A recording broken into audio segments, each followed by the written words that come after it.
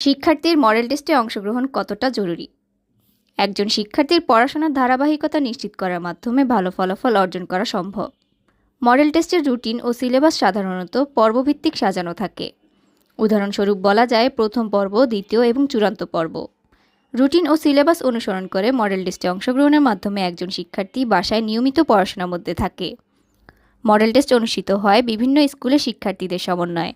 তাই বিভিন্ন স্কুলে পড়ুয়া শিক্ষার্থীদের সাথে প্রতিযোগিতামূলক পরীক্ষাগুলোর জন্য তাকে প্রস্তুতি নিতে হয় এবং পরীক্ষাগুলোতে ভালো নম্বর পাওয়ার তাগিদ অনুভব করে। এতে পড়াশোনার ধারাবাহিকতা বজায় থাকে।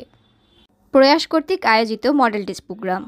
প্রয়াসে অনুষ্ঠিত মডেল টেস্টের প্রথম ও দ্বিতীয় পর্ব স্কুলের অর্ধবার্ষিক বা বার্ষিক কিংবা বৃত্তি পরীক্ষার সিলেবাস অনুসরণ করে প্রতিটি বিষয়ের উপর একাধিক মডেল টেস্ট অনুষ্ঠিত হয়। চূড়ান্ত পর্বে অধ্যায়ভিত্তিক প্রতিটি বিষয়ের উপর একটি করে পরীক্ষা অনুষ্ঠিত হয়। তবে অনেক শিক্ষার্থীদের গণিত ও ইংরেজি ভীতি থাকায় চূড়ান্ত পর্বে গণিত ও ইংরেজি বিষয়ে একাধিক পরীক্ষা অনুষ্ঠিত হয়। চূড়ান্ত পর্বে পূর্ণাঙ্গ সিলেবাস অনুসরণ করে স্ট্যান্ডার্ড প্রশ্নপত্রে অনুষ্ঠিত হয়।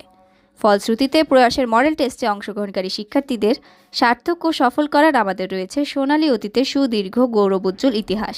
অনুষ্ঠিতব্য প্রতিটি পরীক্ষার খাতা মূল্যায়নের পর অভিভাবকের কাছে হস্তান্তর করা হয়, যাতে করে শিক্ষার্থীর করা ভুল সম্পর্কে অভিভাবকগণ সচেষ্ট হতে পারেন।